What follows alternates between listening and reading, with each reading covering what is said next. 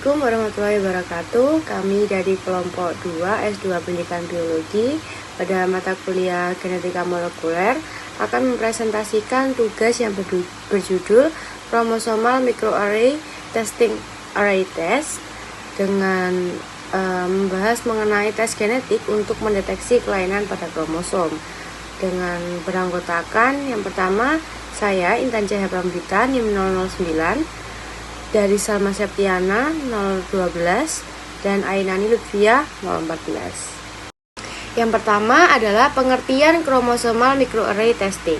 Chromosomal Microarray Testing atau CMA adalah teknik berbasis microarray yang digunakan untuk mendeteksi copy number variation atau CNV, yaitu delesi atau kehilangan atau duplikasi tambahan segmen DNA yang dapat menyebabkan berbagai gangguan genetik.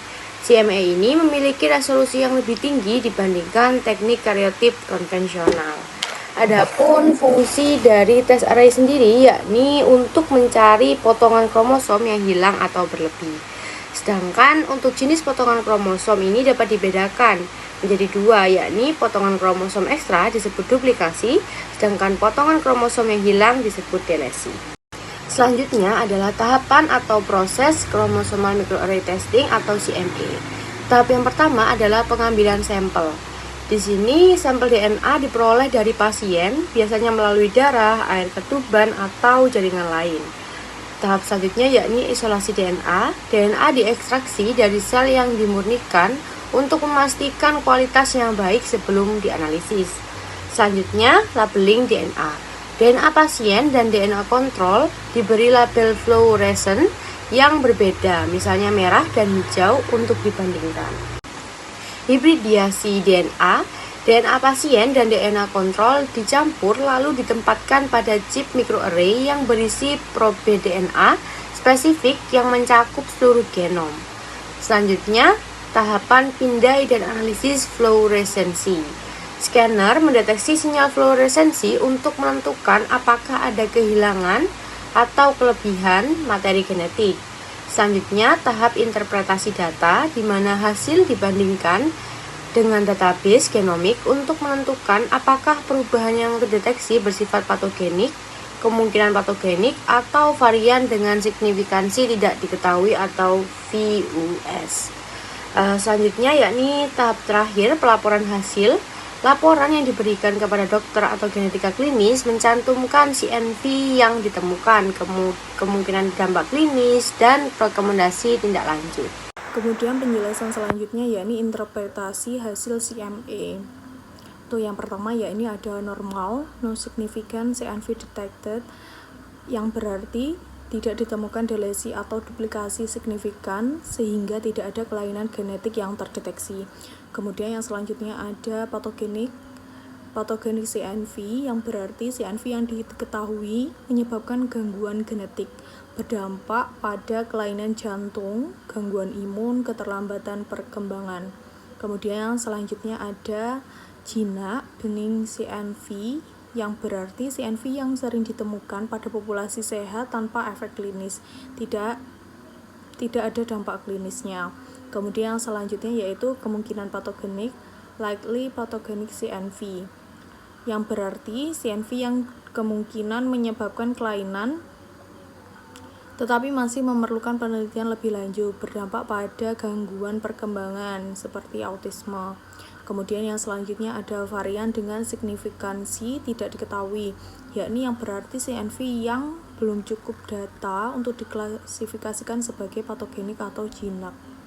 Bisa terkait dengan kelainan atau tidak berdampak klinis. Kemudian penjelasan selanjutnya yaitu mengenai kelainan genetik yang dapat dites menggunakan CMA. Untuk yang pertama yaitu sindrom Down, terjadi akibat adanya salinan ekstra kromosom 21. Kemudian ada sindrom Digeerts, disebabkan oleh hilangnya bagian kecil kromosom 22. Ada sindrom Williams, terjadi akibat hilangnya segmen kecil kromosom 7. Kemudian ada sindrom Prader-Willi dan sindrom Angelman yang melibatkan perubahan pada kromosom 15. Kemudian ada sindrom Cri-du-Chat, yaitu terjadi akibat kehilangan pada kromosom 5. Baik, akan saya lanjutkan mengenai aplikasi klinis CMA. Kromosom microarray analysis atau CMA sendiri merupakan tek diagnosis lini pertama bagi individu yang mengalami gangguan perkembangan, disabilitas intelektual, gangguan spektrum autisme, dan anomali kongenital. CMA memiliki sensitivitas yang lebih tinggi daripada kariotip konvensional dalam mendeteksi copy number variation atau CNV yang sering berkontribusi terhadap kelainan-kelainan berikut. Yang pertama mengenai disabilitas intelektual, yakni kondisi keterlambatan dalam pencapaian keterampilan motorik, bahasa, sosial, dan juga kognitif. CMA dapat mendeteksi kelainan genomik yang sering luput dalam kariotip konvensional dan dapat membantu menentukan prognosis dan pilihan terapi. Kemudian yang selanjutnya yaitu mengenai anomali kongenital multiple, di mana ini adalah kelainan bawaan yang melibatkan berbagai organ dan sistem tubuh. CMA di sini digunakan untuk mendeteksi perubahan genomik yang menyebabkan kelainan ini, terutama jika tidak terdeteksi dengan pemeriksaan kromosom konvensional. Dan selanjutnya yaitu mengenai autisme spektrum disorder, yakni gangguan perkembangan syaraf yang mempengaruhi komunikasi, interaksi sosial, dan perilaku penderitanya. CMA di sini mengidentifikasi penyebab genetik ASD pada individu dengan gejala yang kompleks. Baik, untuk selanjutnya yakni kelebihan dan kekurangan dari CMA. Untuk kelebihan CMA sendiri yakni CMA dapat mendeteksi perubahan salinan DNA yang sangat kecil yang tidak dapat dideteksi oleh teknik kariotip konvensional. Yang selanjutnya kelebihan dari CMA yakni cakupan genom yang sangat luas sehingga meningkatkan kemungkinan mendeteksi kelainan genetik yang relevan. Untuk kekurangan CMA sendiri meliputi yang pertama, CMA tidak dapat mendeteksi perubahan kromosom yang seimbang, seperti translokasi atau inversi yang tidak melibatkan kehilangan ataupun penambahan materi genetik.